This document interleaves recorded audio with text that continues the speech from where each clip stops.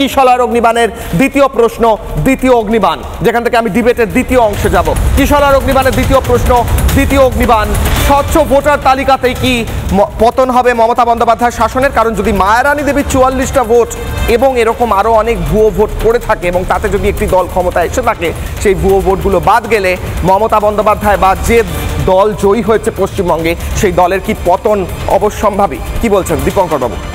দেখুন, স্বচ্ছ ভোটার তালিকার মাধ্যমে ভোট হলে, স্বচ্ছ ভোট হলে তৃণমূল কংগ্রেসের পতন শুধু সময়ের অপেক্ষা অনিবার্য।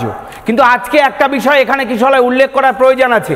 মমতা ব্যানার্জি তার জঙ্গি বাহিনী যারা ভেগে যাচ্ছে তারা তো যাচ্ছেই, এখানে যিনি মন্ত্রিসভায় বসে আছে মমতা ব্যানার্জি জঙ্গি বাহিনীর একজন সদস্য, গ্রন্থকার মন্ত্রী সিদ্দিকুল্লাহ চৌধুরী আজকে যে কথা বলেছেন, এই বাংলার সংবিধানের শপথ নিয়ে বিধানসভার বিধায়ক, তিনি বলছেন আমি টিম রেডি করছি, প্রতিটা এলাকায় যে বোঝাচ্ছি যদি কারো নাম বাদ যায় তাহলে বিএলও না বিডিও অফিসে যাবেন এবং তাদের ধরে বুঝে নেবেন কেন নাম বাদ যাচ্ছে, প্রয়োজনে ব্যবস্থা নেবেন।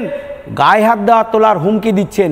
এ কোন রাজ্য, যে রাজ্যের মুখ্যমন্ত্রীর মন্ত্রিসভার মন্ত্রী বসে বিডিও অফিসে যে কেন নাম বাদ গেছে বলে তাদেরকে আক্রমণ করার কথা বলছে? আমরা এই কথাই বলছি, যারা সরকারি সংস্থার, সাংবিধানিক সংস্থার উপর আক্রমণ করার জন্য তাদের দলের জিহাদি বাহিনীকে রেডি করতে পারে, প্রস্তুত করতে পারে, তাহলে আগামী দিন কি ব্যবস্থা নিতে পারে?